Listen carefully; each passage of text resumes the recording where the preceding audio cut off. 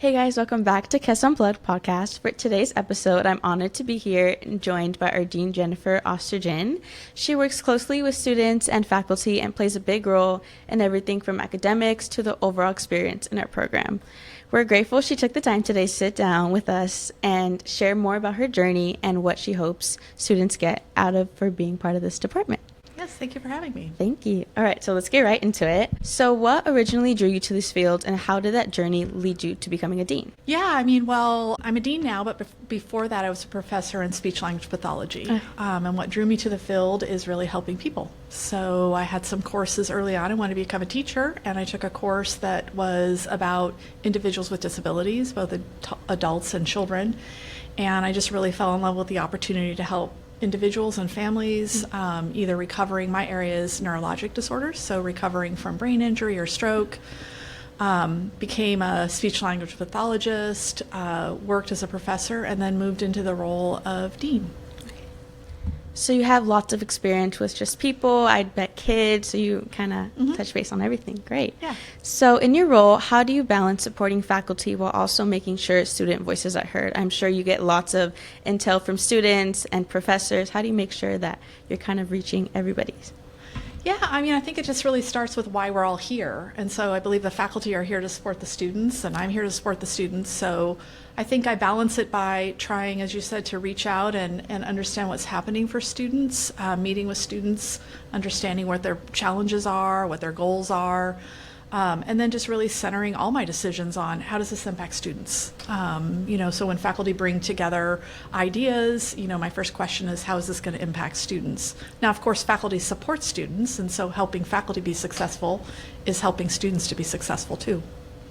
Yeah, so I believe we worked the Dean's List a couple months ago, so I know that you're very involved with this. I know a lot of students in our program didn't really know who the Dean was, and I remember talking to a girl, I believe she was like a fourth year, and she was really excited that you were there, and I was really excited as well because I finally had to introduce myself and had the great opportunity to kind of talk. I know we talked a little bit, and I know a little bit of your background and how you majored in SLP, which I wanted to major that, but I ended up switching. Yeah. So I just I found it great that you were there. Thank you.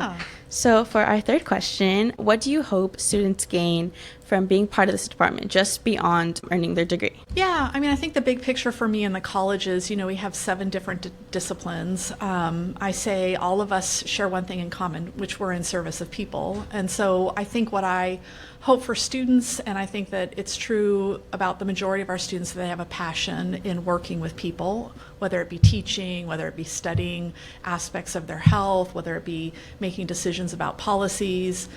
And so I guess I hope that through our degree programs that students are able to fulfill that passion, that they can find their path in the degrees that they pursue and step out into the world after a degree, more educated, more passionate, more able to be successful in in the things that they pursue. The one thing that's really unique about our college is that I call us, we're applied college, which means that the majority of students will have lots of opportunities outside of just sitting in the classroom to really learn about what they're doing, to have hands-on experience. And so that's always a goal of mine, because I think just from my own education that you learn more about who you are, you learn more about what you want to do when you have an opportunity to apply what you learn outside of just reading a book. So that's always been one of my goals for the college, is to make sure that can be sustained and that we can continue to have those kinds of programs for students.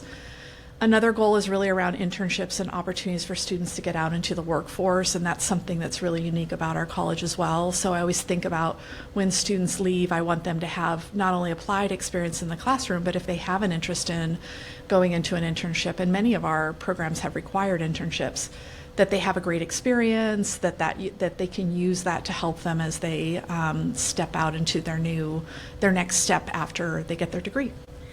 Great, thank you. I know San Marcos, and especially our department, is great just about involving the students. Even with this opportunity, I am a kinesiology major, and I never thought that I'd be hosting a podcast. Yeah. So I think that our department, kind of all of the departments, are great in involving students and making sure they're just kind of gaining, how you said, experience outside of the classroom and outside of their labs.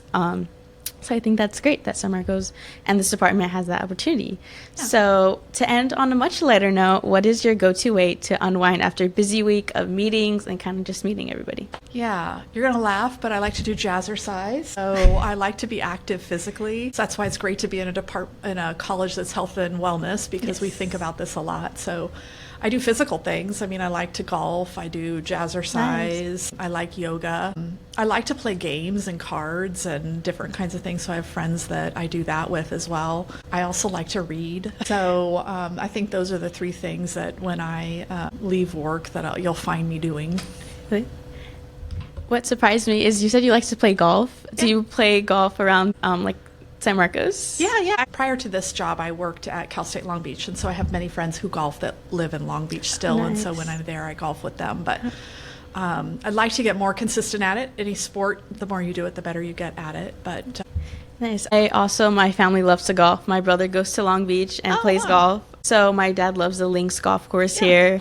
That's great. I did not know, and I hope that everybody would enjoy that fun fact. Yeah. So maybe you'll run into our dean at a golf course. Thank you so much today for sharing your time. This was a quick interview just for you, and thank you for your insight and just hanging with us today. And thank you to the listeners for tuning in to the CEHHS Unplugged podcast.